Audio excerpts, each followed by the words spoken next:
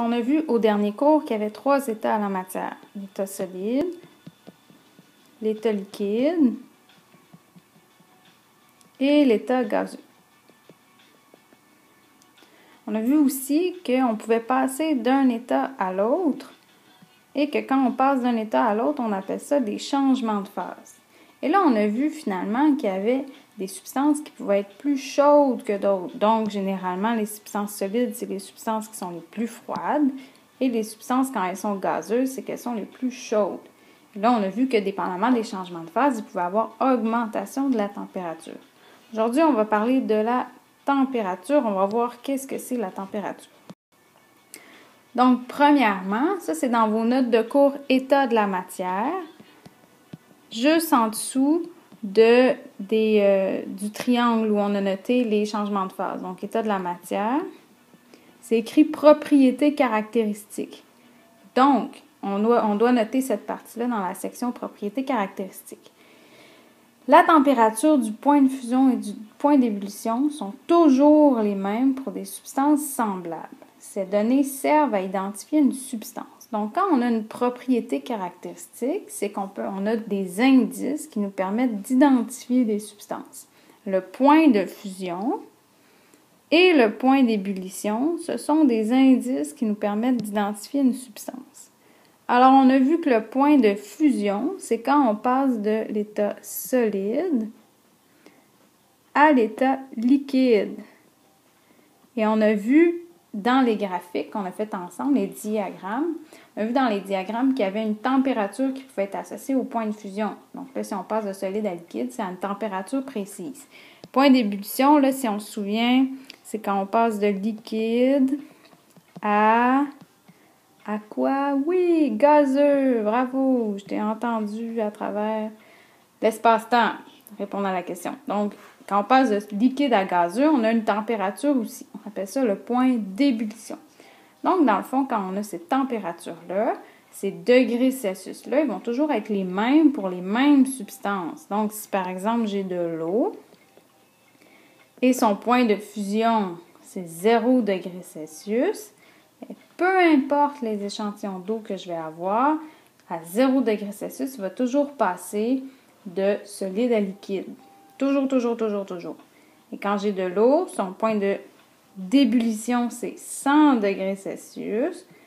Donc, à 100 degrés Celsius, l'eau va toujours devenir gazeuse. Donc, va être en train de devenir gazeuse. Donc, la propriété caractéristique, qu'est-ce que ça fait? C'est que ça nous permet d'identifier une substance.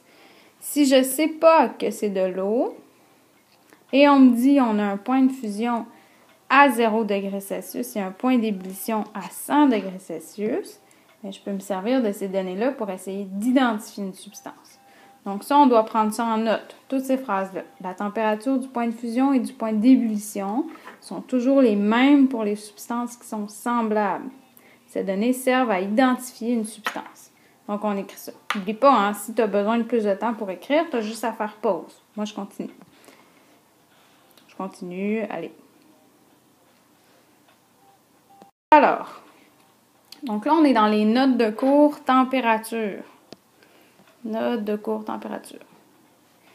Définition de la température. C'est la mesure du degré d'agitation des particules d'une substance solide, liquide ou gazeuse. Donc, mesure du degré d'agitation des particules d'une substance solide, liquide, gazeuse. Quand on mesure la température, on regarde est-ce que les particules bougent rapidement ou bougent lentement. Et c'est ça qui va nous donner la température.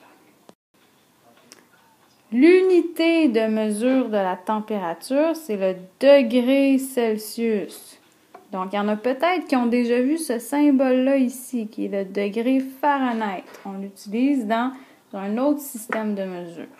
Nous autres, on n'utilise pas le Fahrenheit, on va utiliser le degré Celsius. Et son format, c'est, comme c'est écrit ici, petit O, grand C, comme ça ici. L'instrument de mesure, c'est le thermomètre. Donc, c'est exactement ce que vous avez utilisé en laboratoire pour ceux qui ont fait le laboratoire de changement de phase. Donc, instrument de mesure, thermomètre. L'agitation des particules. Donc, qu'est-ce qui est écrit ici? Plus la température augmente, je vais vous le faire en rouge. Je peux faire ça.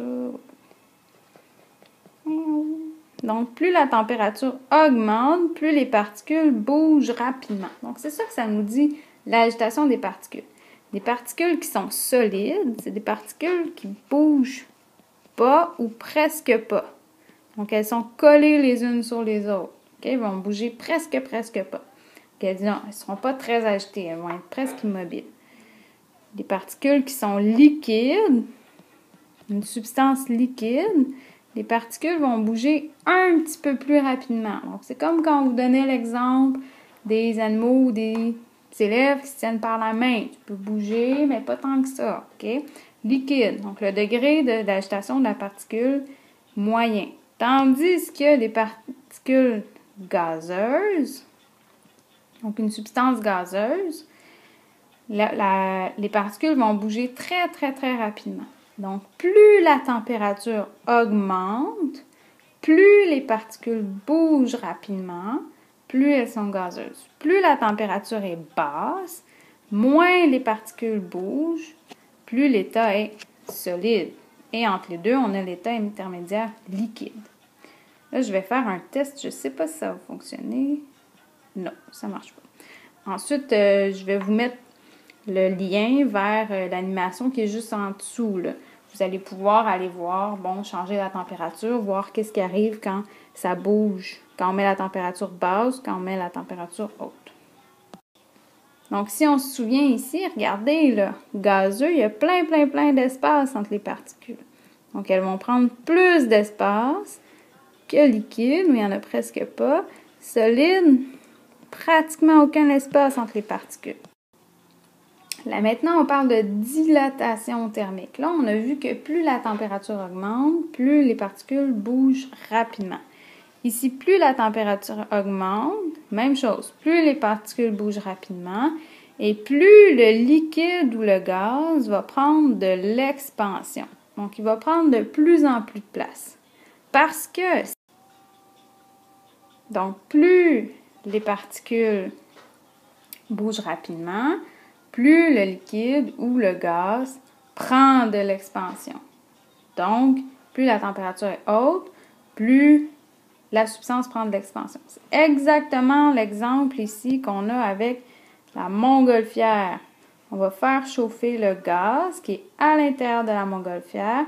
Il va prendre de plus en plus d'espace et il va permettre à la montgolfière de voler. Donc ici, on a, je vais le mettre en rouge, une source de chaleur dans la montgolfière. C'est pas la tête du monsieur, là, c'est le brûleur de la montgolfière qui va permettre aux particules de bouger plus rapidement, prendre de l'expansion. Mesure de la température. Comment on fait pour mesurer la température? Donc ici, là, tout ça, c'est par rapport à mon thermomètre exemple. Donc, par exemple, ici, j'ai un thermomètre et là, je dois trouver la mesure de ma température. Comment on fait? Premièrement, on va regarder la valeur des plus petites divisions. Donc, chaque petite ligne, combien elle vaut? Ici, cette petite ligne-là, ici, cette petite ligne-là, combien elle vaut? Là, on voit que quand on passe de 10 degrés Celsius, on a 5 petites lignes. Donc, chaque petite ligne vaut 2 degrés Celsius. Donc, ici, on sait qu'on a 10, 12, 14, 16, 18 degrés Celsius sur le thermomètre. Ici, c'est la ligne de 0. On a des substances, des fois, qui sont plus basses que 0. Donc, si je descends, je vais être en bas de 0. Donc, si par exemple, ma ligne arrivait ici, je serais à combien?